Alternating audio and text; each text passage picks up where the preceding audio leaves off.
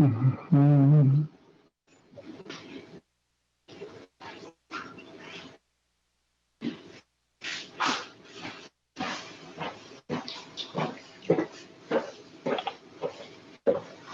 You want me to turn this light on for you or anything, or you okay? Sure. I'm gonna do that. Alexa, living room lamp on.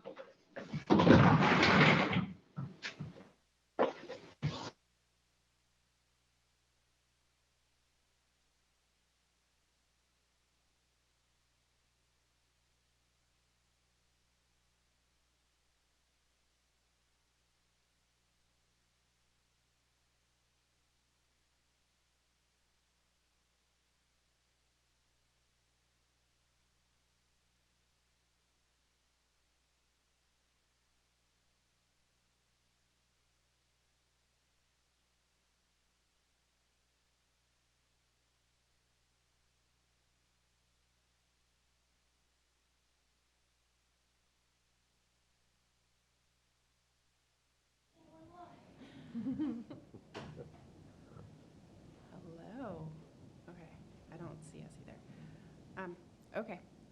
Good evening, everyone. It is Thursday, June 22nd, at just 6 o'clock, according to my watch. So I'm going to call this meeting of the Danvers Accessibility Commission to order. And we're going to get started with just a welcome, just an acknowledgement that we are a hybrid committee. We meet in person and virtually. JD, if you can hear us, can you alert? Not perfect. Awesome. Good. Okay. So our vice chair is virtual this evening. And thank you to DCAT for making sure that this works.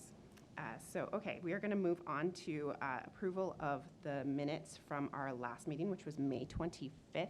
Do I have a motion to approve? Mara, motion. Do I have a second? And from Fawn. All those in favor of approving the minutes from May 25th, please say or indicate your approval. Aye. Okay. Aye. Awesome. Thank you. So those have been approved. Thank you very much. And we're zooming through. The door open, like I keep waiting to make somebody's come in. This is why I usually sit somewhere. No, we have to leave it open. Yeah, it's okay. It's just me. Just me. You're all learn, like me as chair is a little distracted sometimes. Okay, so I want, our next order of business is to vote on summer meetings. Many committees and commissions in Danvers take a break in the summer. I am of the opinion that we're a little too new to take a break. I feel like we're just getting a little bit of our momentum going under our sails, and I would love for us to continue to meet. With that said, and we will get a little bit more of this information later with Jasmine's DEI report, but there's going to be a series of conversations about race held at the library this summer, and one of the dates is our July meeting date. So I propose that we not have a July meeting to allow people to attend that conversation should they want to. Do have an August meeting, and if you are unable to attend, that is okay. We'll just aim for a quorum, and then continue with our meetings fully in the fall as well. But I don't want to make that decision on my own without feedback and input from all of you. So. Anybody have ideas? Yes. I agree, and I think that we're starting to get momentum, and I think if we stop for 2 months, then we have to kind of reconvene, get back our mojo, right. Figure where we were.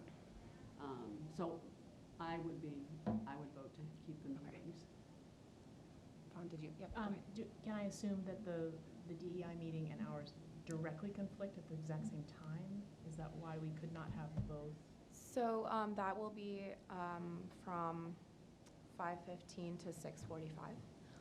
Another option you could have is to push the meeting till 7. If you want, that is an option. If you really felt that you wanted to meet in July, we can organize that.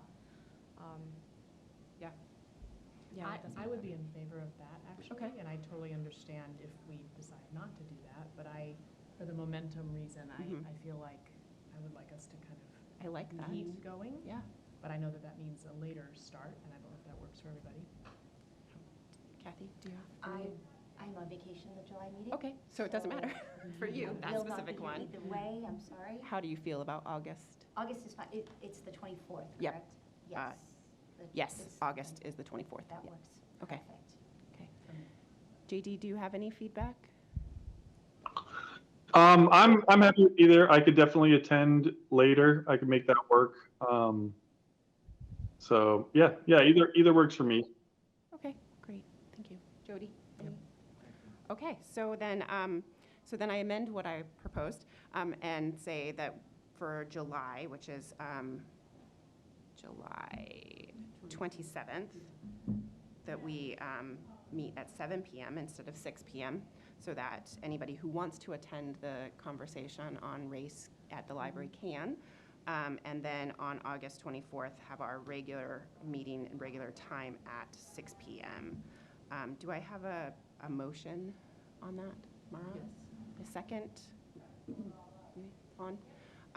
Okay, do all those in favor of July 27th at 7 PM and August 24th at 6 PM, please say aye or indicate your approval?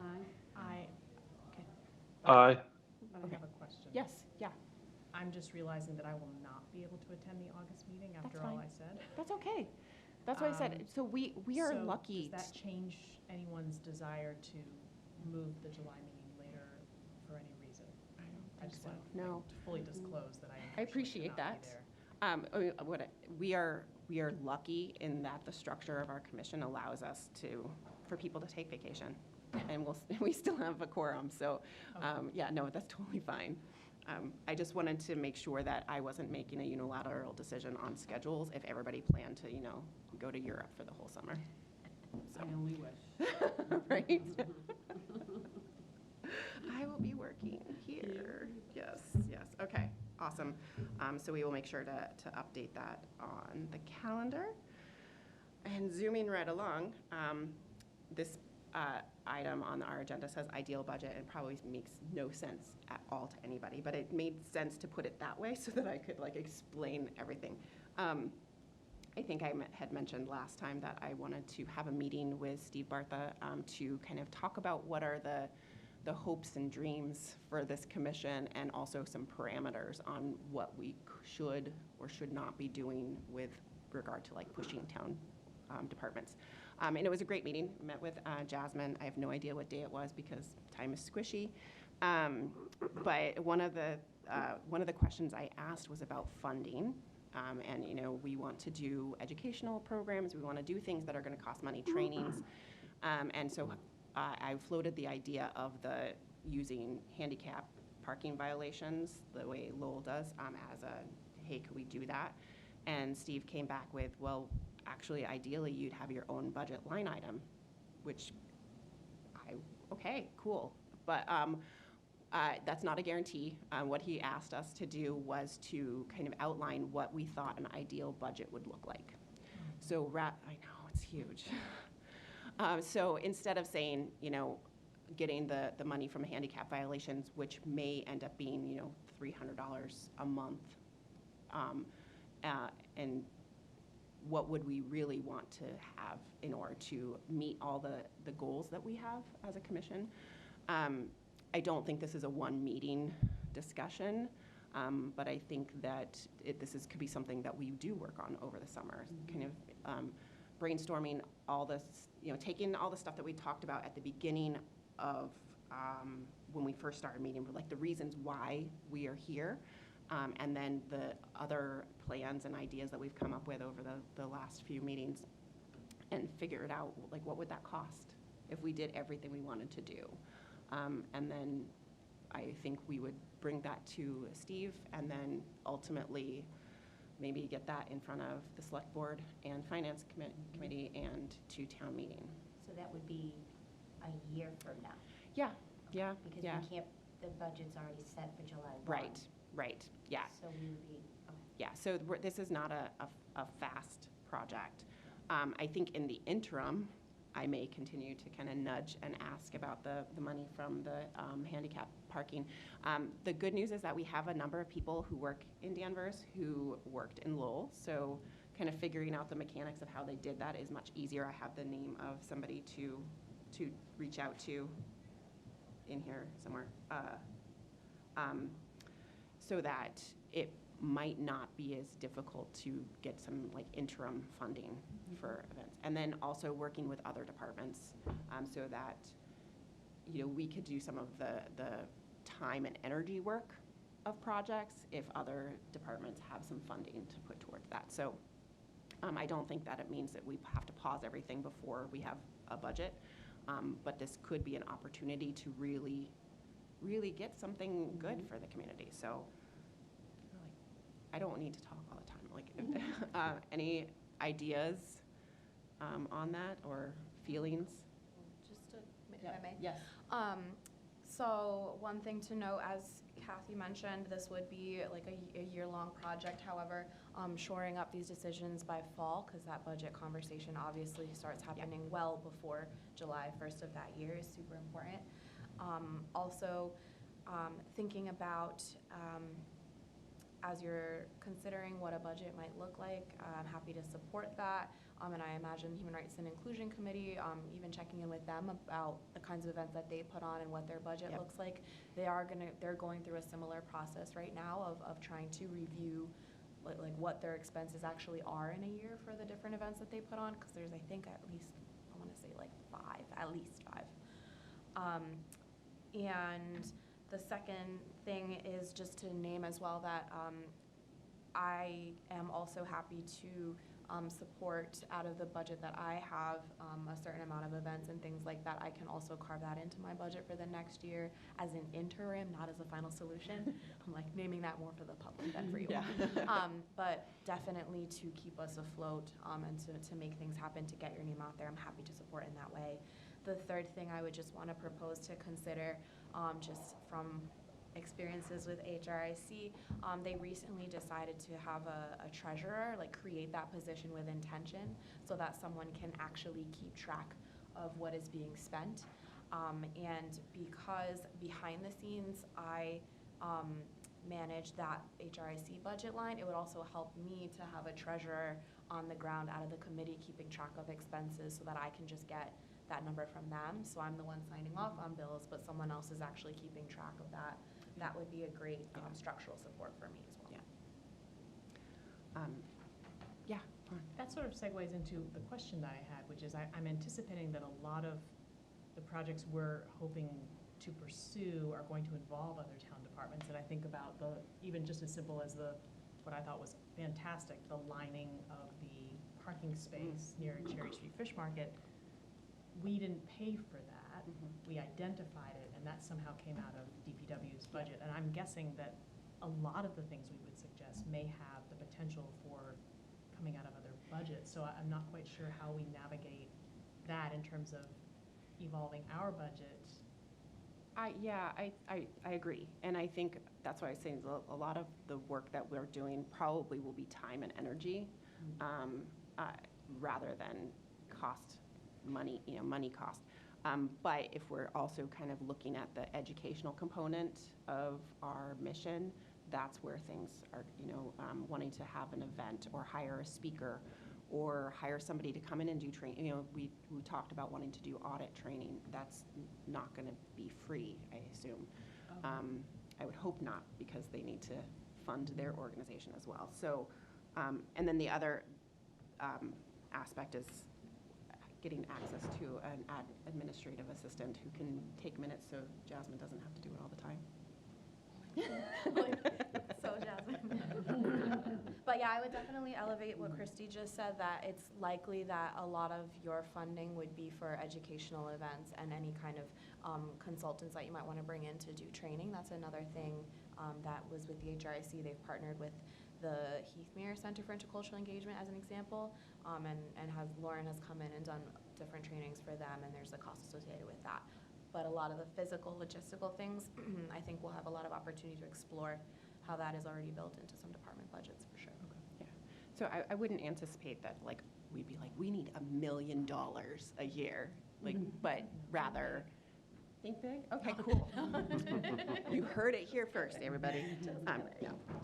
But that, just realistically thinking about the size of our commission, our ability and time, time availability to be able to do events and auditing and training. It's not going to be, we're not going to have a speaker every month, really, in reality, I think. But if we wanted to do a couple of events a year, and especially if we're, as we're kind of getting going, I have no idea where that thought was going. Sorry. I'm just going to have some water and let my brain reset. It was a long drive. No worries. I have something to add. Yes, please. Thank you. Save me. But so depending on like what the event would be or the project or whatever, I definitely feel like you could, call on the high school for like, I could go and meet with someone there and see about getting a group together to do some fundraising for an event or a project, or at least to help us put on the event. And then I'm not sure how this works, but like, we've got all those businesses that are probably sitting on a lot of money in the Cherry Hill Corporate Park, and I'm sure they would be up to sponsoring an event or a project. We put their name on it or something like that. But I think again, it's going to come to specifically what the event or project is, and if they can get behind it. But I'm happy to go door to door to those businesses and meet with them, ask them for sponsorship funds. Absolutely. I mean, I do think that there's room for fundraising. JD, you need to protect your time too, not always do all the work. I hesitate to open the door on having a fundraising arm because that just makes things more complicated. I think in the long run, it would be better if we do get a line item. But again, in the interim, especially if we like decide we're working on, a program similar to the Human Library, that could be something that we work with the schools on, or work at the library, or get fundraising for. So I think that there are a lot of options out there. Next steps, I gave you homework last time to think of places to audit. So this time, I would like you all to just think of in the buckets of events and training and materials, because if we were to do audits, we would need materials like to do measurements and things. To think of some things that you would be a priority for you, for this commission to accomplish. And if you have the ability to figure out kind of how much money that might cost, bring that back. And then in July, we can start kind of pulling that together. Individually, you can email me that information, and I can start pulling it together so you could even have a draft in July. But if you don't have that ready for them, that's fine. I just want you to start doing that thinking so that we can kind of figure out what would this look like. Yes, please. Oh, also randomly, does anyone need an agenda? Because I printed them yes. and did not distribute them. That might help. Do folks on this side need? No. Oh, no, okay, we're good.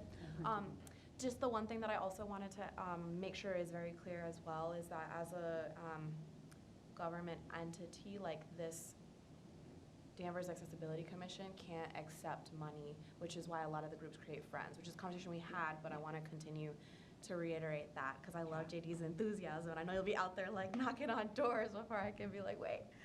But I want to name that that's part of the challenge.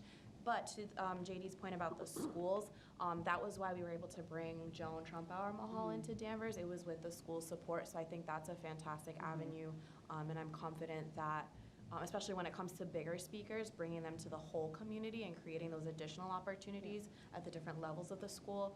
Mary Wormers was very supportive in that, and I'm confident that Dan Bauer, who's coming in, would have interest there too. So Yep.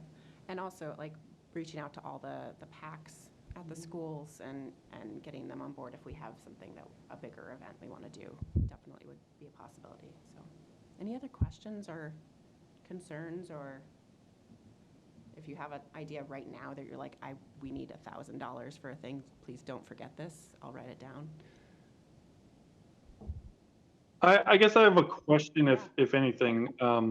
So it's more just clarifying about like, accepting funds from like businesses. So like, say for example, we needed to, say for example, we were doing the accessible pedestrian signals ourselves. And we were, and we talked to one of those businesses and they're willing to fund that project, but not necessarily give money to our commission. Like, is that okay or? We would have to, I don't, we would probably have to work with finance. The, each department kind of has their own, I mean, like, so for like the library, they have the board of trustees that have the funds that can accept, and also the Friends of the Library can accept. Schools have the PAC. Even the HRIC has officially, or on paper, a Friends group to accept funding. I don't know that a business could say, I want to fund this infrastructure project. I just don't know. But I would assume that there would have to be some sort of like complicated financial maneuverings to get that done. But that's a good question. I'm writing it down. I guess the question is if we can receive restricted funds, which would be that type of thing. Yeah. It's earmarked for a specific, so it's restricted for only Yeah. that kind of use. The town in general can do that? If they Oh, could, is the question, yeah, okay. That is the question. Another option to support exploring this conversation, I mean, either Christy and I can have a conversation, an initial conversation with someone in financing, or finance, you know what department I'm talking about. Money. The money. Right. Or we can also invite them to the committee yes. meeting to answer any questions, because that they'll might be be helpful. here, at this 'Cause that's time. something Probably we the, struggle with Yeah. in our agency, restricted versus unrestricted donations and funds. so that's an option too. Yeah, and actually that just opens up, part of the other, that conversation that we had with Steve was also about, working with other town departments and, just added to our list of like, we can put out invitations to ask people to come and visit and talk to us. We're still new, figuring it all out. And so it's kind of, it solves two purposes. One, they can answer some of our questions, but two, it alerts them that we exist. And that we are available to, bounce ideas off of and to do some of that research work. So, any other questions, thoughts, ideas?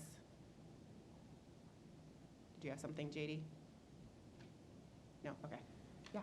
I'm just thinking it's sort of, right now, because we don't know the status of our funding, I feel like there are things that would be nice to somehow have the information before we, for example, invited DPW to come here. Because Yeah. I'm imagining a hypothetical conversation that would be lovely to be able to have, which would go maybe something like this. We would love to have this audit done of these particular locations in our town, and if retrofitting is identified as something that would make it more accessible to many different types of groups of people, if that doesn't come from your budget, hey, we have the funds, we can contribute towards that. Or, again, I don't really know how that works, but we can't, Yeah. I'm not sure what we're offering them, or do we need to be able to offer the ability to fund some of these projects? Because I'm guessing, and perhaps incorrectly, that they may not have that in their budget Yeah. currently. So I based on, seeing what other communities do and from the state level, what the state gave us from training, it's not our role to fund those projects.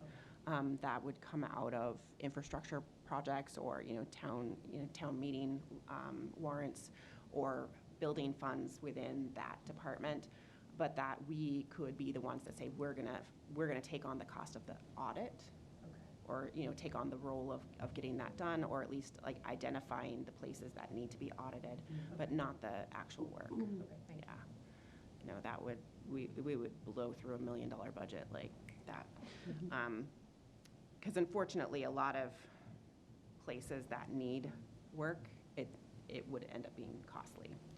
That is actually a good kind of looped out around to the same conversation with the budget too, is I have a query out via Steve and Jen Breaker to other municipalities to get copies of their accessibility plans, their ADA accessibility plans, and with the added question of how did you create this?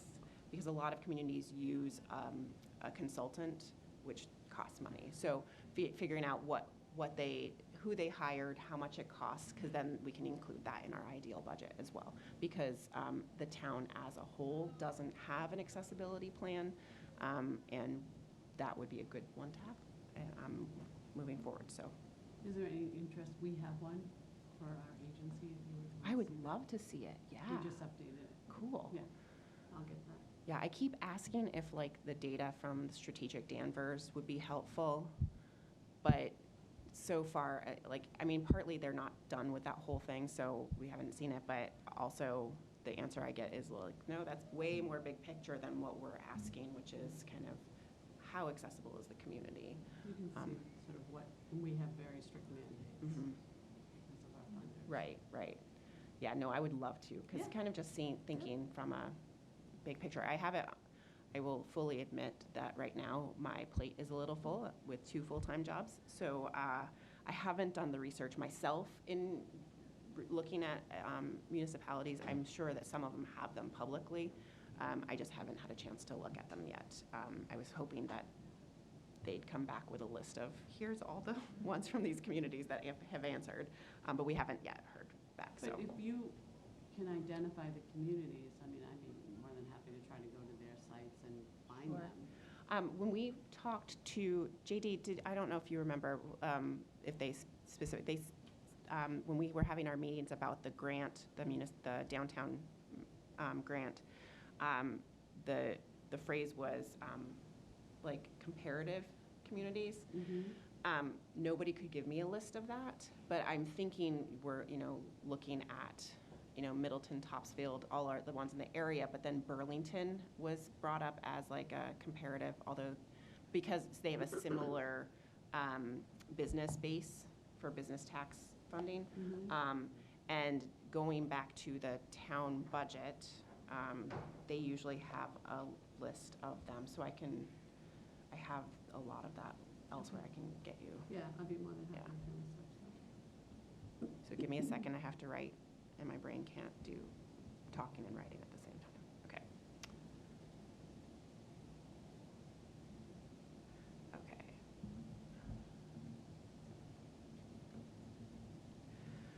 Okay, so any last comments on budget?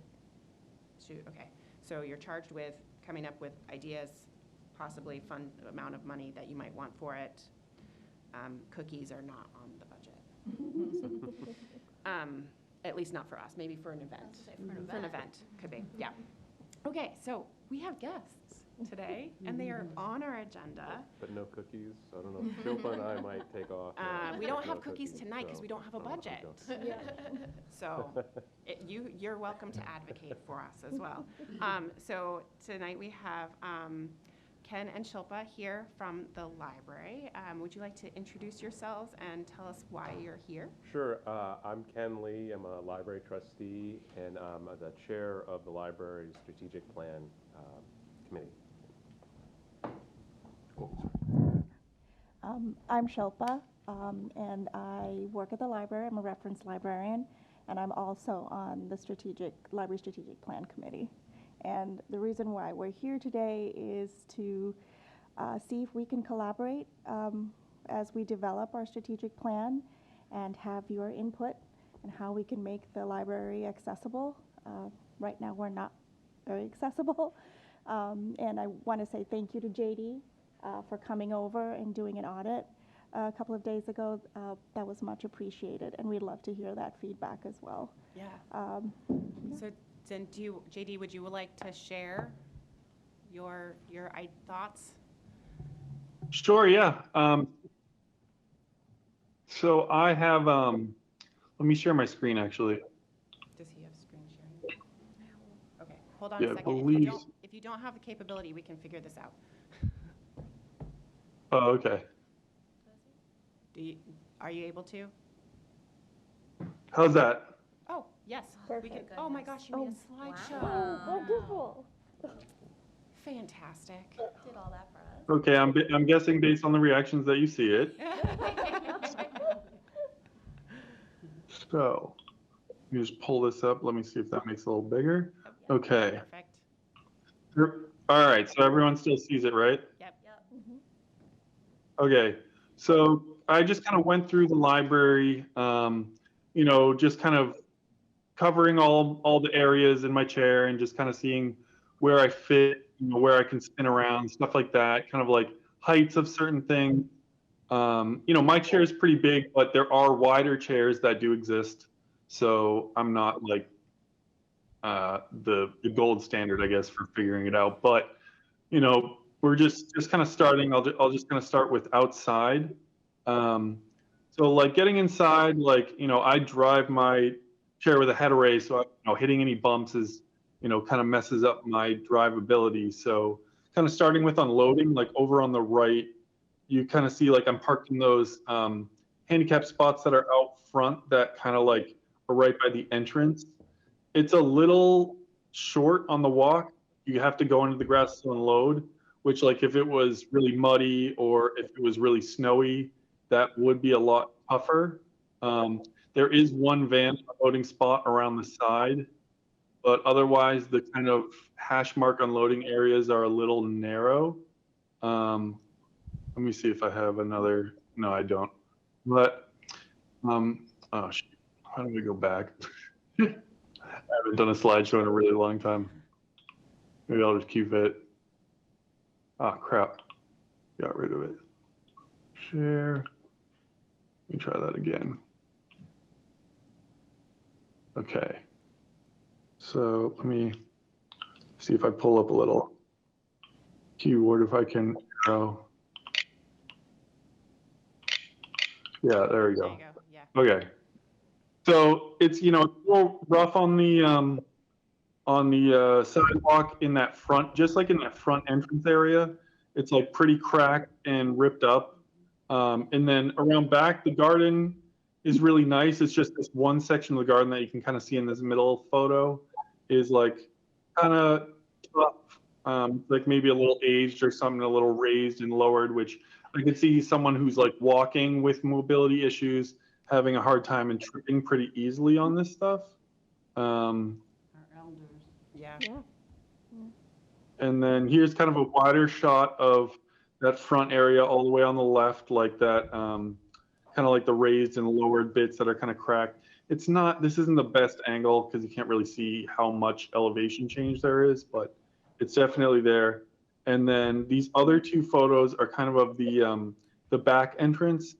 Again, it's not the best angle, but there is like a significant little drop there. I don't have issues with that with my chair, but someone who would be manually pushing themselves in could potentially, or it could be a tripping hazard. But those were kind of the only issues I ran into as far as entering and exiting the library. Obviously, that green space near the water and the gazebo isn't really accessible. There's not really paths, it's just grass. And that's pretty ruddy, which was tough for me to get around for any of those events that I attended.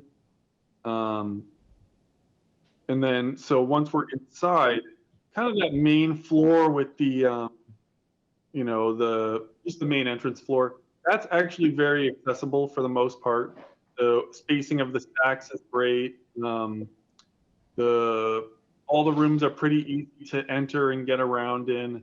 I don't remember having any issues. The accessible bathrooms look pretty solid. It was really just the other floors that had any kind of issue, and the elevator itself. The elevator itself is very, very cramped and small. So I was able to kind of fit in there, but I couldn't spin around. And then I had to have the person that was with me kind of squeeze in between there to get in there. But, we made it work. But, more than me and one other person, you're kind of, screwed a little bit. Now, on the right aisles, what we're looking at here, this is kind of like the second floor. So there's like these computers which would not be accessible for me. The tables are too low, so I wouldn't be able to pull up underneath that. Would probably work for someone in a manual chair, but I couldn't necessarily say that for sure. I know that they would be seated much lower than me, so they could probably get underneath, but I can't say that for 100%. The one to the right is a lot more telling with the stacks. So you see me, I'm fitting down there, but I can't really turn left or right to actually look at the books. I can turn my head, sure, but you're kind of like, that's not super easy for me to like read book titles and stuff with turning my head like that. So it's definitely like an older setup in these stacks. You can tell just from like the metal and the color of everything, but they are very tight. So moving on, here's just more shots of those stacks. On this first photo, this is kind of at the end of the stacks going through. Not the second photo, but the third photo, you kind of see like that wooden desk and the stacks are very close together. It's a very tight shot there. This blue room, this is kind of like a reading room, I think on the second floor. It's got a lot of like chairs, which is nice for people to walk in and sit down in, but I like pretty much could just enter as much as I am right there, and then I have to back out. Otherwise, there's not really any room to get around. There are handicap accessible bathrooms, which are good. This just happened to be one of those bathrooms where, the sink seemed okay, not great though, and then there are no grab bars. But there are definitely accessible bathrooms in there, so I wasn't super concerned about that. And now this is down on the bottom floor in like the children's section. So there are some really, really wide stacks here all the way to the left, you can see. And then to the right of that, I tried to turn in this one. I couldn't really finish the turn comfortably. You're kind of also worried that you might knock some things over with the back of your chair. But this is closer than the above floors, as far as what I would want, as in terms of space to be able to turn around. If someone's coming down the other side of the aisle, you don't want to have that awkward moment where you make them walk out of the aisle so that you can come down. You want to be able to turn around on your own. Over to the right, all the way to the right, it's one of the upper floors that still gets kind of narrow. And then in the children's floor, there's kind of like this lower play area that has like these not risers, but kind of steps down, which would exclude anyone in a chair from kind of accessing the stuff down here if they wanted to play with their friends. Moving on. Oh yeah, the archives. Archives, I had never been down there. It's really cool. But it's pretty tight and cramped in there. It's very shoved into the corner back there, and it's not very easy to get around. They did have like a sign that said, had like the handicap icon on it and said, ask for help. We're happy to help you if you need it. But I could see this being a very interesting spot for people to want to see. It's just not super accessible, like with this chair kind of at the end of the stack. I couldn't really get through there. That was mostly it as far as that room, just with stacks. And then all the way to the right, this photo all the way to the right, I just wanted to point this out because there's this big room in the very bottom of the library where we could potentially do the human library thing. I was talking to one of the librarians down on the bottom floor, and they had heard of the human library, and they seemed to think it could be a good venue potentially for it. I don't know if any of you guys want to check it out as well to see what you think, but I feel like you could pretty easily fit 5 tables in this room. If we wanted to do that. It's not the most inviting room. There's not a lot of windows, but that's not necessarily what it's about. So I'm not too concerned about that. But we can discuss that more later. Moving on, here's that handicap sign I mentioned. These are the stacks in the archives. And yeah, that was mostly it. I think that was pretty much everything. It was mostly just the narrowness of some of the stacks and the kind of like the rough entrance and exit stuff.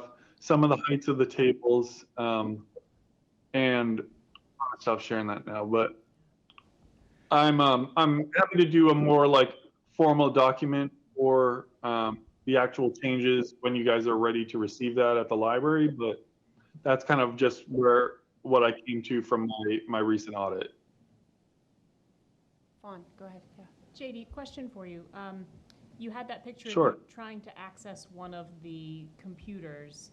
I'm curious, what would be needed if there was just the physical setup that would allow your chair access to that computer terminal? What would you need to actually access the technology? And also, what about accessing the technology that the library currently has to do library searches for materials? So, you know, for someone who has arm movement, they could use the computer because they could probably fit underneath. But for me personally, as you can see, I'm using this head device. This is a mouse that I move my head to move the cursor, and then I have a little bite click that I bite to click. So, you know, I would need something like that. But something like this, it's not necessarily sanitary for you to share a device like that, especially the mouthpiece. So, you know, it's a tough thing. Like you could hand out the mouthpieces, but these kind of devices are very, very expensive. Like this piece alone is $1,000, which is crazy, but that's beside the point. But this is the kind of thing I would need to utilize that. But if you wanted to look at a cheaper route that is probably more widely accessible, there is eye tracking that certain operating systems have built into them. I just think they're in early kind of beta stages. And I think the only thing you would really require is a, you know, like some kind of camera on the computer, like a webcam or something like that. What about, I'm sorry to interrupt you. I don't mean to stop you if you have more to say, but on No, that's it.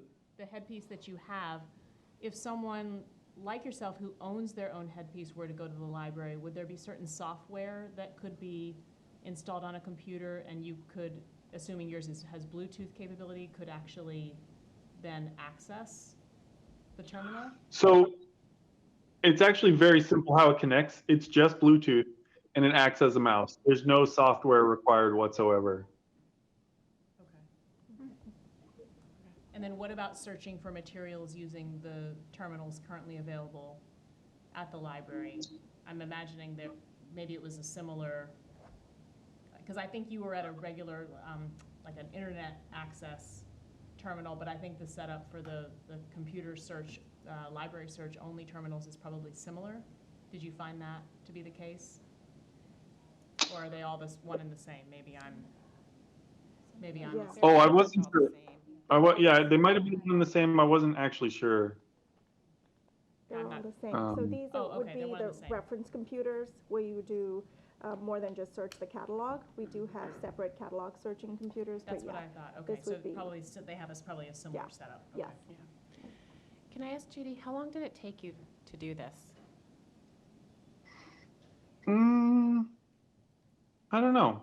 I was definitely like under 2 hours. Maybe a little more than an hour. I actually wasn't looking at the time, if I'm being honest, but I probably left my house around noonish, maybe 12:30, got back around 2, maybe 3. But yeah, no, it wasn't more than 2 hours. Okay, just to get an idea from, like, for other audits in the future. And again, to protect your time.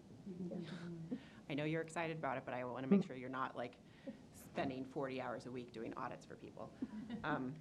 Yeah. Do you guys have questions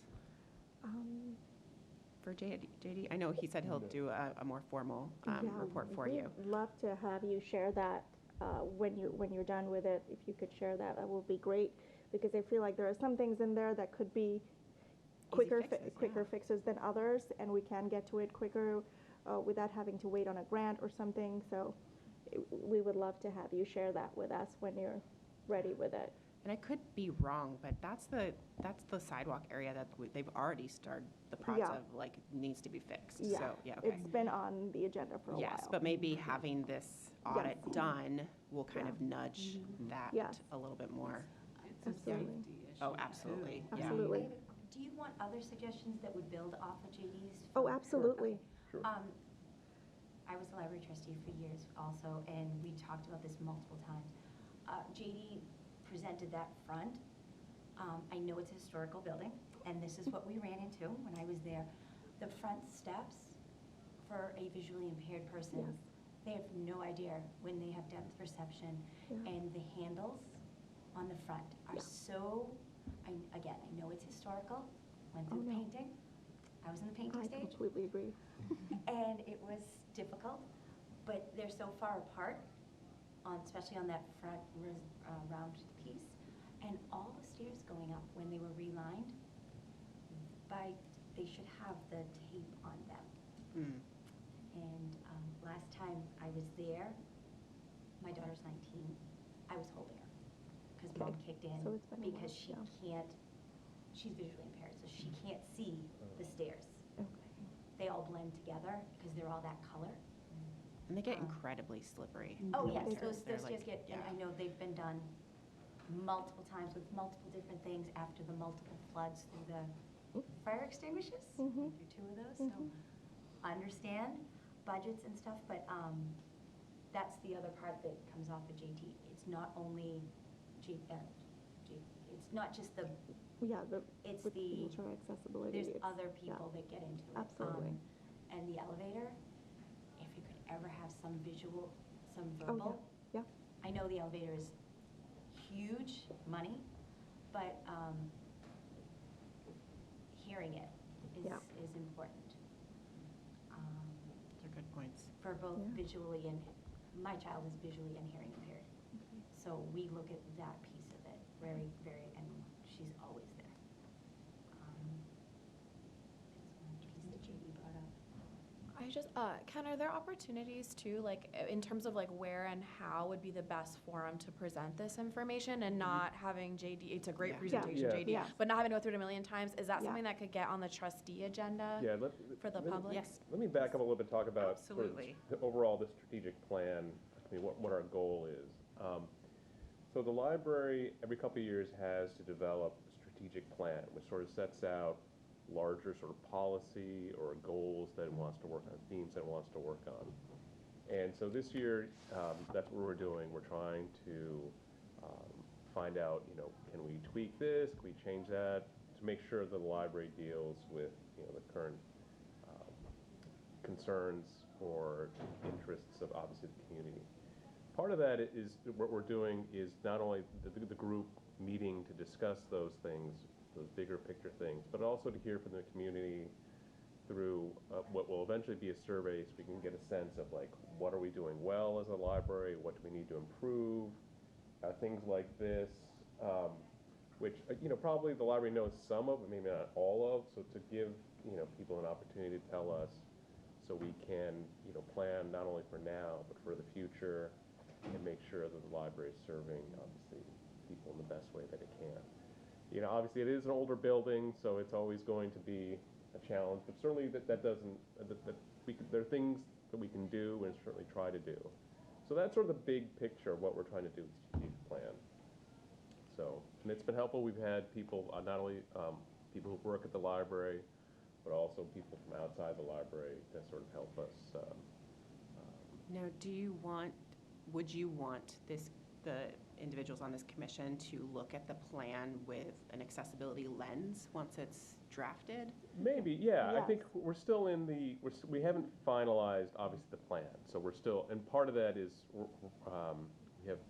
we've been meeting and we've been sort of putting together a survey, and the survey, responses of the survey will help us. But obviously, whatever input we can get from, the commission or people or responses to the survey we have, or just, people's issues will help us make sure that the strategic plan, deals with what we should deal with. How should we find the survey?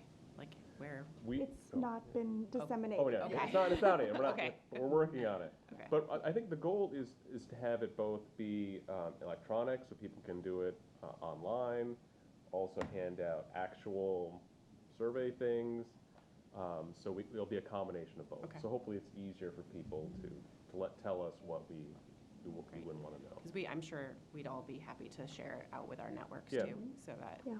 more eyes. Yeah. So instead of falling into the, like, only people who are in the library seeing it, so. Yeah. Share it out.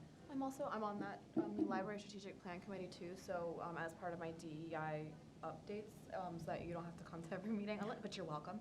I can also include like progress on that as it pertains to this conversation too.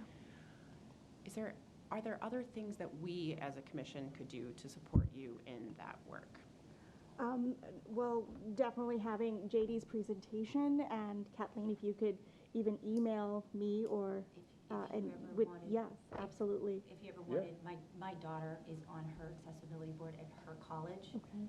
and she'd love to come Oh, to speak. with you. absolutely. Yeah. Like a trustee meeting. Sure. Yeah. And she knows some. It would be nice, like from a young person's point of view. too. Yeah. Yeah. I- Just caution, Christy knows our library trustee meeting can be very raucous, so just be I hear careful. that they're getting like, There's no shushing. wilder No, I'm joking. than, No, I've Yeah. been there with half of them. yeah. Well, what I would like at every stage, if we could run our plan by you, just to see if we've missed anything, if we need to take out, add anything. Really, I would like a robust involvement between us and the commission, just so that we can, I probably can't do everything, and some things will take time and maybe some years, but really, in the past, I don't know if anything has been, Well, we didn't even exist, so, yeah. yeah. yeah. So it would really be helpful, because as being on the front line and seeing patrons every day and seeing the struggles, we really would like to get moving and get things done. So yes, I would definitely like a more robust involvement. And if, we have a couple of us at the library who've been doing some research for some time now and working on things. I've sent Christy some of the things that I found. So yeah, we're really interested. This is not something, for my part, that I consider something just for the strategic plan, but really something to make changes, some changes at the library. Yeah, I just wanted to elevate, like, again, if it is possible, similarly seeing these things as separate, like, yes, having the committee's input with a strategic plan, but I want to elevate, like, that presentation alone. Yeah. Like, that's enough to Yeah. have a conversation even separate from the plan. And I do also, just like for our continued education and for our empathy building, I want to elevate that, just because this is JD's lived experience, like, yes, he has that expertise, but his ability to even articulate that experience and lay it out the way he did, like, that is an additional skill. Yeah. And I want to name that so that we don't do what I see, especially around people of color, where it's like, just because you have that identity, that means you're an expert on the education piece. Right. So I appreciate the educational expertise that JD has added to his lived experience expertise. And I want to make sure we as a committee continue to distinguish those things, not just for ability, but all social identities. Thank you so much, JD, for your time Yeah, that was on Thank this. you, JD. And, yeah. Oh, yeah, my pleasure. If you want to just get me the email addresses at the end, I can whip up something a little cleaner, because Katrina threw that together for me while I was at the gym today. But I can put one that's like a little more concise and easier to follow. Yeah, absolutely. Christy, can- you yeah. have my Yep, email, yeah. I'll pass on.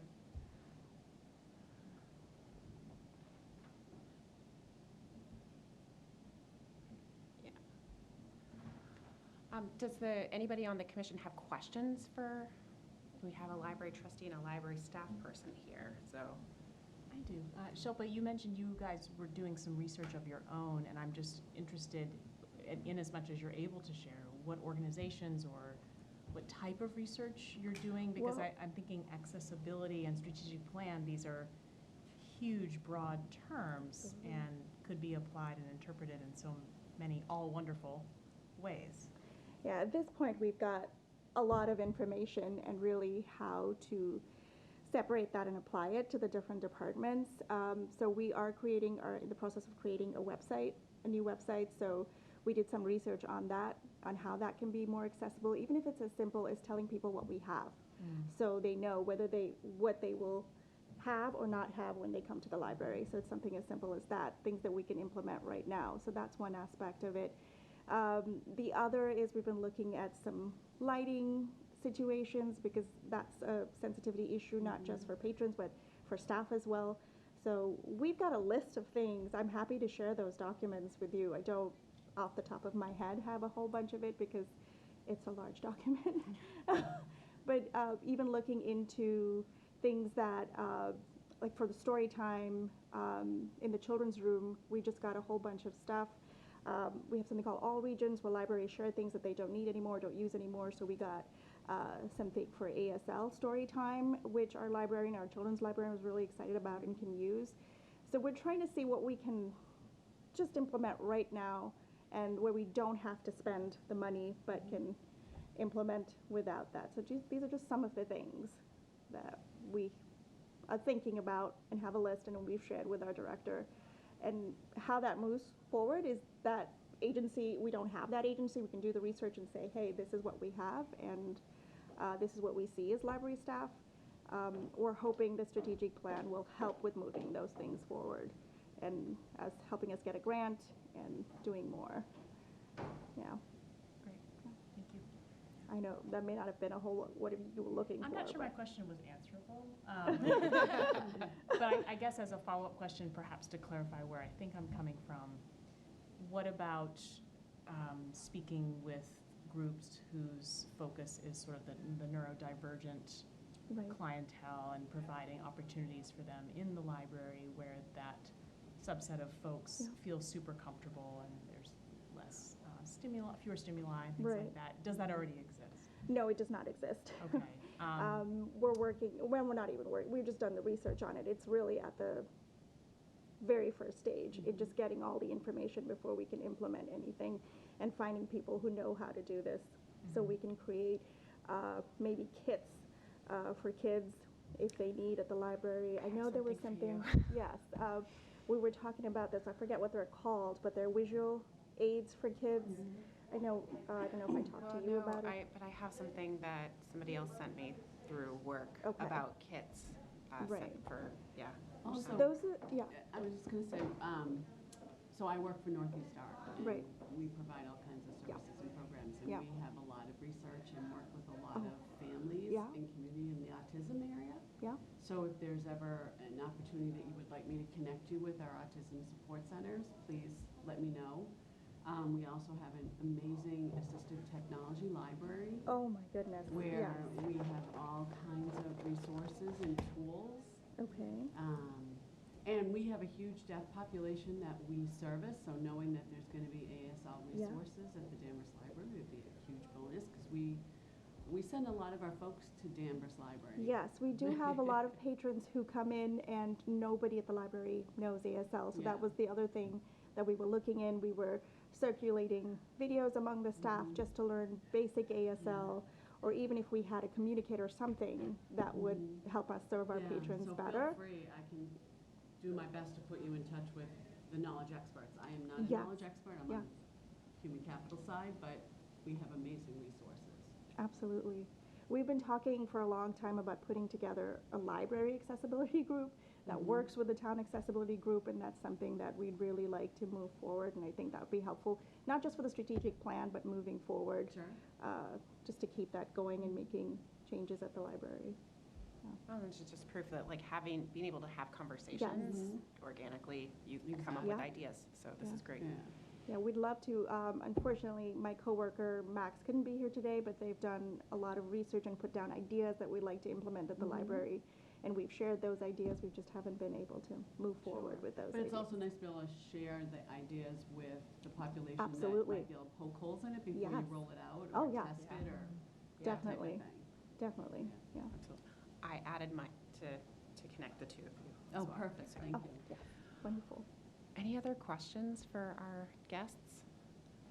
I was curious, when was the last time there was a strategic plan for the library? I think it's been 5 years or 3 years? I know this. It's, it was, I think it was 3 years 3 ago. years, yeah. Normally, I think it's libraries, not just Danvers, but I think libraries in general develop a strategic plan every 3 to 3 or 5 3 to five 5 years. years. Yeah. That's usually, So that means that like this strategic plan is the ideas for the next 3 or 5 years. Yes, and hopefully the goal is to have annual actionable goals. So we look at that plan every year to see what we've accomplished and what we still need to do. Yeah. Anything else? Do you have any other additional questions for us or hopes and dreams, cookie requests? Cookie requests. I do I don't bake. think this meeting can last that long enough. No. Well, thank you for coming. You're always welcome. We are, like the trustees, we are open meeting and it's very fun to have guests. So really appreciate that. Yeah. Hope that's Thank not us. you. I was like, there's a message. Thank you not for us. having us and Yes. listening. And I'm sorry that I wasn't very articulate, but I'm happy to share those resources that we've compiled and certainly have them checked off by people who do this for a living, before we implement them. Awesome. Thank you. Great. Thank you. So next we have Jasmine. Oh, Yeah, that's you. well, I could just copy and paste. Yeah, I was going to say, I'm going to take notes and read at the Oh same my time. goodness, I won't put you all through that. I did just want to thank those of you who came to the 1,000,001 events that we had in June. I did see some of your faces, and that support meant a lot, and I look forward to supporting the future events of this commission as well. The other thing that I just wanted to, I'm very excited to leave today. It's 7 p.m. on the dot, that's why. I also just wanted to elevate, kind of like I did last month, that we are in the midst of a bunch of different heritage and identity months. So obviously we know we're in Pride Month. Even I had to be reminded it was Caribbean Heritage Month. But I think these months in particular, the reason why I want to uplift them is because they are good times to really focus on the marginalized groups that are being uplifted, to really engage in the learning and the reflection and the celebration. And even though, as much as I would love to say we're going to think about all of these groups all year round, with the ebbs and flows of life and of different issues, what is salient and what is urgent, that shuffles and that pulls our attention in a lot of different directions. So at least having these months, right, is an opportunity to pull our focus, if only for a moment. And so again, June, yay Pride, yay Caribbean Heritage, shout out to my ancestors. And then July is going to be Disability Awareness Pride Month, I believe. I believe.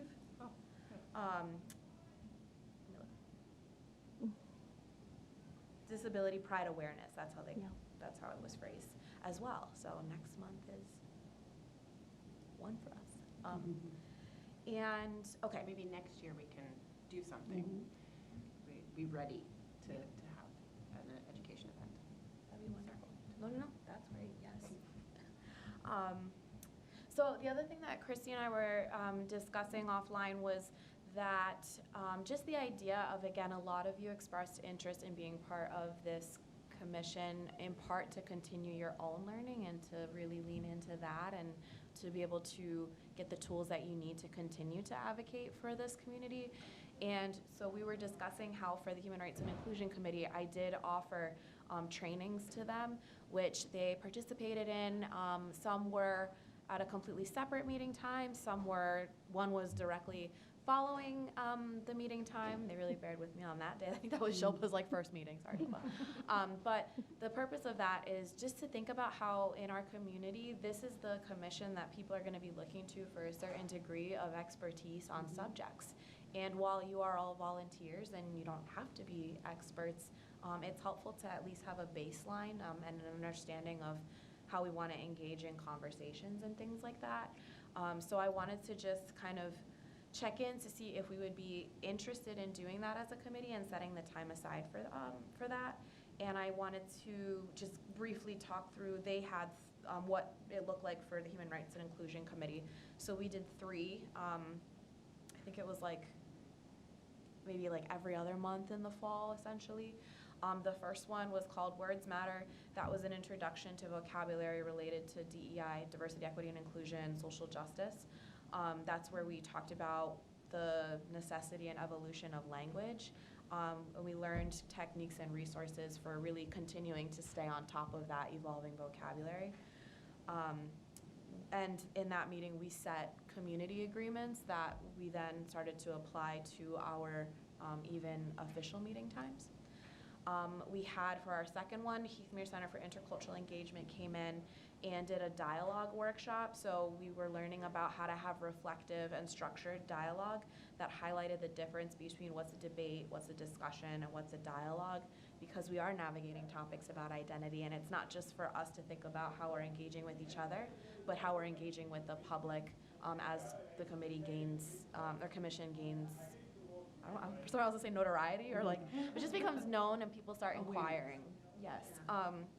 So that was the second one. The third one, for them in particular, we called it Calling In, and it was an opportunity for them as a committee that has been functioning to reflect on their past committee behavior and think about how they could engage more efficiently and inclusively. And part of that, which I think is more applicable for this group, was also talking about how we can call in or call out one another as necessary, and really learning techniques to move beyond the things that might trigger us in conversation and might trigger our own fear and defensiveness when we're engaging. So that's like the quick version of the 3 trainings they did, just to give you a sense of what that would look like. And other important thing to note is that these are not public meetings. Because they are trainings and they're educational, so long as we don't talk about commission business in those timeframes, we are free to do this on our own offline. And I just want to add a point to that. Like, I don't know if you all notice, but I know that I speak differently and feel the weight of the microphone in front of me, so we would take that away for trainings. It would be offline. So I guess that's my first question of that is, does that sound enticing to people? Absolutely. Yes. Did you run them, or did you bring it? So or was it a committee that brought? I ran 2 out of the 3. The second one is the only one that we brought in our partner from Heathmere Center for Cultural Engagement. So, Words Matter is one that I've had, that's in my wheelhouse. It's a presentation I've done a million times, especially during the pandemic. The Calling In one was just designed for our committee and pulled from other trainings I've already done. And because I did it for them, it's already handy to replicate. But if you wanted to bring in another consultant or look into that, that's fine too. I won't be offended. But how would that be, like the Heathmere? So Heathmere, they did pay out of the Human Rights and Inclusion Committee, but again, because that's training and developing you all, I'm happy to find room in my budget for that, because there is a line for training and things like that too. And Heathmere was not, it definitely wasn't $1,000, it was like a couple hundred, so that's not a super high cost for what you're getting out of that. I will say, we had this conversation, and I was like, yes, please, train us. But again, always want to make sure that it's a conversation with the whole commission. I say yes. I say, sorry. No, I no. say yes, I just want to set the dates ASAP. Yeah, we can do that. Next meeting? Yeah, So it gets in Oh, our you want calendars for the yes. fall, because that's Yes. when we all get crazy. August, my final. That's And you why. won't be here in July, July. that's what I'm saying. We need to think about So maybe setting September. dates. So here's the other part of the question is, we start at 6. Generally speaking, today is an outlier. We've been done by 7. So the one option is doing a training after our meeting and saying, okay, for this meeting, we are going to try really hard to keep it short and concise. I can do it sometimes, I promise. And then knowing that we have the training afterwards, and so then it's just an extension of our meeting time, and then we don't have to worry about the calendar part. So it could be like a September, October, November with the November, holiday can we get would have tricky. we are the 4th, and that's a holiday. Yes, So, but it can be whenever that November/December meeting is, because Yeah. you'll have a similar problem with the December meeting. yeah. Okay. Does that sound Yes. feasible? Yes. I'm also, as a. Yeah, sounds good. Oh, so sorry, go ahead, Judy. Oh, I was just agreeing. Oh, okay. I mean, as you're mentioning the titles and content of this, I'm immediately struck that wouldn't this be a natural first step of something we could bring into Danvers and offer it up? And for community-wide attendance, I can't think of how many times I've been in conversations with people where my myself, and others are saying, I don't know how to use the right words, I want to know how to extricate myself correctly when I make a mistake in a way that's unoffensive and doesn't put the focus back on me. I mean, these are topics that I think a subset of people are very interested in, and obviously I want the training for myself, but I wonder if this would be in our paradigm, so to speak, and a way to think about one of the projects that we could bring to the community. So I'm just putting that out there. I know it's a separate discussion, but Sure, it yeah. sounds fantastic. Immediately, I mean, when it comes to that first one, I think that's the easiest one to just open to the public and have whoever. The other two, it's not impossible. I also think what was helpful was also giving committee members the time to engage with one another that was not committee time too, so you got to know one another. So when it comes to the other two, especially the third, I would say, is that you're not just learning techniques for, how to move beyond it. It's also like getting to know your commission members. And I'm like, oh, I know, when Fawn is upset, that not to engage with her and just to wait for her to get in control of her emotions. And that's gonna help me in a meeting when I know that I'm not gonna take it personally. So that's also you learning one another a bit more too. But again, these are flexible, whatever you think would be best. Selfishly, I would love to have our own trainings and then be able to provide community. I don't think that's selfish. I think that makes a lot of sense. Because perhaps we should be coming into Right. the Having some awareness that we may advertisement, not the have. spreading of Right. awareness, the trying to launch this Right. with We can some be of able that to background talk the already. talk. Right. Right. There's so many ways to do this, and Mhm. even like once you see the words matter one, it's so baseline too that I could do that for the committee. And if you said we need to bring this to the community, then I feel confident that you all could even support me in co-facilitating, or that you could even take the information and hopefully deliver it even yourselves. Like that's the confidence I have in you all and how just like the nature of that Mhm. conversation. So plenty of options. I'm open to whatever you all think is best for the commission. So do we want to say we schedule Words Matter for September? Or after our September meeting at 7 p.m. Okay. And then the dialogue discussion for, how long was that one? Oh, so I should say, I'm like looking at Shilpa Kashu there, but I don't know if you remember. The dialogue one was 2 hours, I want to say. Words Matter, I mean, I've done it for everything from squeezing it into 1 to 2.5 hours, so we can talk about that, depending on the length of time, because that is a long evening. And then I believe calling in was also like an hour and a half. But 90 minutes is a typical sweet spot for a workshop. Okay, so we'll just have to figure out a date for that third one. Okay. And I'll touch base as well to see if Lauren from Heathmere would be available to come in, or if not, just to get her permission to use those materials. Yeah. Okay, great. Thank you. Okay. There's just the last piece where I'm like, oh my gosh, I'm the one holding this up. No, you're not. No, this is so- a normal meeting length. This is true, this is true. Last month, I mentioned the summer series that I wanted to do, I think, about talking about race in our community. And I was able to formalize it, and then of course the minute I print things out, not only is our printer, the contrast is off, so you can take one if you'd like, but I will definitely email you the better visible one. And someone just pointed out, I put August 4th instead of August 3rd. Typical, right? Like you pass it when you're like, hey, give me feedback, and it's like, oh, it's great, and then, but beginning July 6th through August 10th, I'm holding space at the library every Thursday from 5:15 to 6:45 on the first floor. They call it the standing room, to engage the community in really loosely structured conversations about race. So me, by virtue of being a woman of color from a multiracial family, like we have these conversations like at the dinner table and all of that, and I have since learned that that's not everyone's reality. So I'm trying to replicate that by creating this space to talk about it with minimal direction.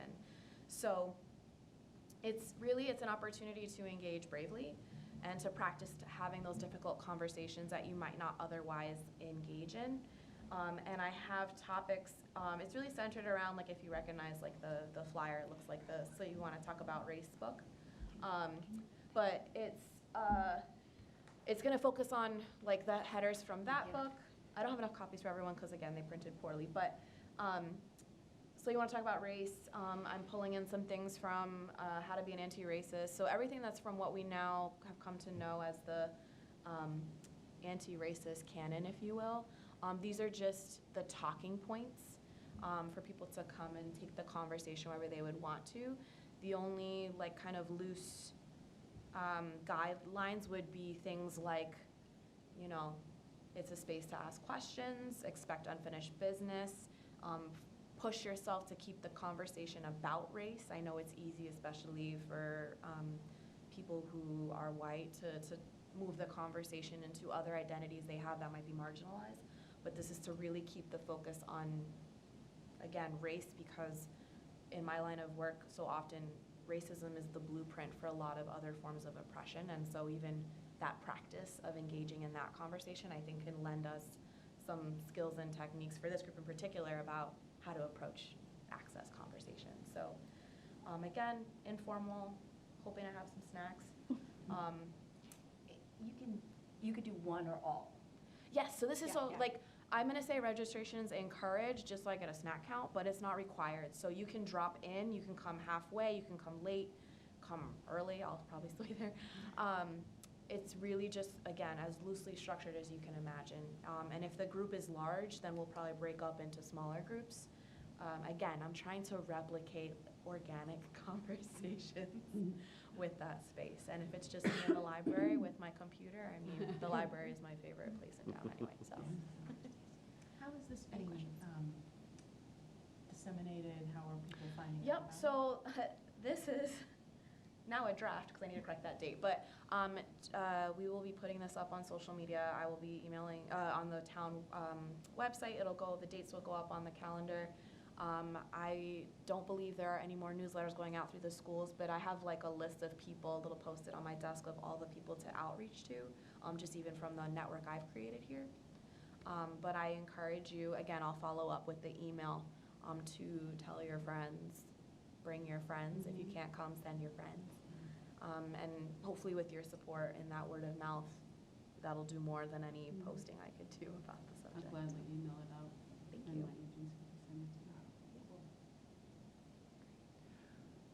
That's it. Okay. Do we have any new business? So anything that has come up? Oh, Kathy, did you have another question? No. Oh, okay. Sorry. No, you just, I can keep this, right? Sure. Like, again, there are better versions that come out, but if that's visible. Oh, perfect. yeah, so any new business from commission members?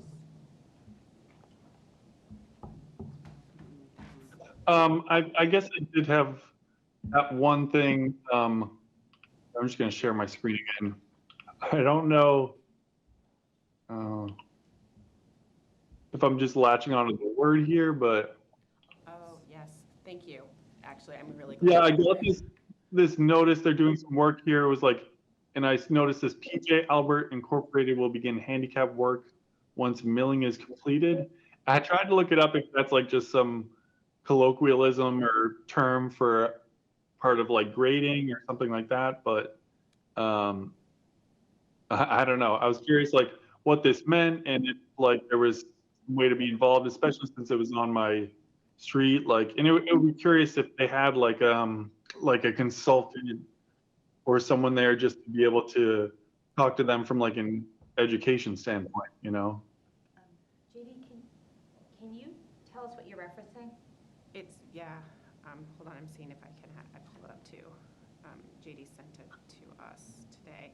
It's a letter, I assume that this must have been left at your house. So it's like, Yeah.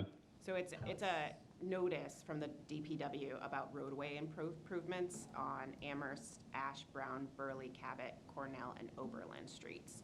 And so kind of a, you know, oh, by the way, your roads are gonna be dug up for this amount of time, but they listed out what is happening, and one of them is it says, this company will begin handicap work once milling is completed. What does that mean? Handicap work once milling? Milling is You don't completed, even know what it means. right, but also like, Handicap accessible right, work. I exactly, mean, yeah. it needs much better wording. So, I mean, I think this is worth reaching out to as a you know, I got this notice. Can you please explain what you mean by this? And Perhaps we could help you better phrase Yes. what you're trying to say? JD, would you want me to email and copy you as vice chair? Or do you want to send the email? I'm sure we can figure out who to send it to. And look, it has- Yeah, here, sorry, I was just looking at it right there. Yeah, Chris It's a topic Farrell of or Department something. of Public It Works. is. Chuck Farrell. Okay. Yeah, and then there's a CC with everybody in town, so it's really great. Everybody else who got this notice. And they spelled one so. of the people's names wrong at the bottom too. Oh, did they? Yeah.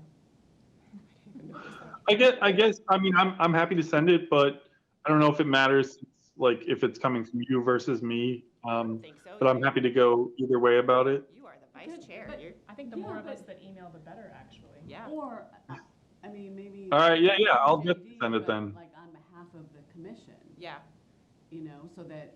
Absolutely. So that it's not, I mean, Yep. it's us with the voice, but Yep. he's just doing. yep, exactly. Did you hear that? Sorry.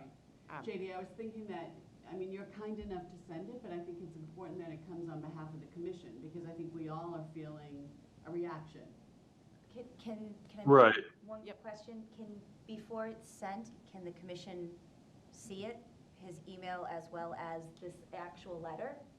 Because we don't have that letter. Yeah, we have to go through Jasmine on that, but yes, yeah. So, Yeah, do you want JD send a draft to Jasmine and me, and then Jasmine can share it out with the rest of the Mhm. commission with I'll the look over. Yeah, with the tight attachment? turnaround though, so that, you Yeah. know, we can, because I think it's sort of. yeah, time. absolutely, yeah. But this is the exact type of thing. So if you see stuff in the community Yeah. that you're like, that's not okay, we need more information, or we need to kind of do some education, then Mhm. this is absolutely the type of stuff to bring for Right. new I business. think it's just raising awareness. Yeah, You can't change it if they don't know it's not. right. And you would copy me on that as well, just so you, when you send it, when Yeah. we get to that point. Yeah, yeah. I have one question for JD before we go. When you had them rework the parking spots in the Cherry Street, who did we go through? Just the department? It was of- DPW. Just the Yeah. DPW? Because that's public land though, versus a private business. So they made the change on the town side. Yes, so it's a public Yeah. versus private. Yeah. Okay. All right. Yeah. Yeah, I don't know. Lauren reached out to them and it was DPW.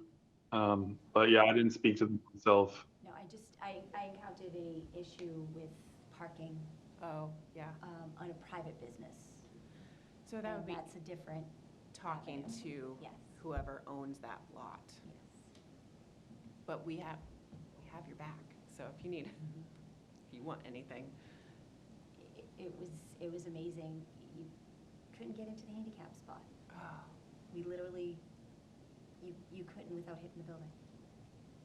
So it was completely inaccessible to her. yeah, I mean, I personally, I haven't done it yet. I have one that I'm supposed to send, but start with the company with an email and see what happens and what kind of response you get, and then you can actually file a complaint. Well, we left the business. Yeah. We never went in, so they lost business, Mhm. per se. Yeah. And I think it's also a violation. It is, is. it is, yeah, It is a that's why I was like, violation. so, you know, it's like at school, you're like, I'll talk to the teacher first, and then maybe go to the principal, depending on what type of response you get. That's unfortunate, I'm really sorry that happened. It's frustrating. Okay, any other new business? I yes. forgot. So it's new business because I forgot to put it in my report. How's a quick way to say this? Every month, an initiative that my department does with human resources, we call it Cause Board Connection. Oh my gosh. Why am I blanking now? What is cause? Because it's 7:30 Yes, almost essentially, on. it's a connection or communication appreciation, wellness, and success. Connection, appreciation, wellness, and success. There we go. Basically, it's an employee engagement opportunity just for town employees to, there's a board, there might be a word search or a little task or a challenge or something like that. And I typically use it as an opportunity to educate. So for example, the challenge that they get a prize for this month is if they return the Pride flag sheet that I made for Pride and they pencil in the names of all of the flags, then they get like a little treat. Like that's like part of it. So it makes them talk to one another, it gives them some education, like I did a crossword puzzle of important women for Women's History Month, so on. July being Disability Pride Awareness, I wanted to do just more information, so I have like a little thing that has like about, did you know we have this Accessibility Commission recommissioned? And I also wanted to put like a little checklist, very low-hanging fruit of things for, like here's a short list of considerations to improve access to your office resources. So it's like 5 bullets with multiple questions, but I don't want to go through them right now because I won't make it through. But with the committee's permission, may I email this to you all for any kind of feedback? Again, it's supposed to be short and just like little zingers for them to think about, but I want to make sure I'm not like missing something important that could be very low-hanging fruit. Yes, absolutely. Yeah. Absolutely, yes. Yes. Thank you. Before my brain falls out my ears. Okay. I take that as we are all at our limit for the day. So barring any other like emergency new business, do I have a motion to adjourn? Fawn? Yes. And, is there a second? Mara? Yes. So all those in Aye. Everybody? Yes. Aye. Okay. Thank you all, and thank you to our guests.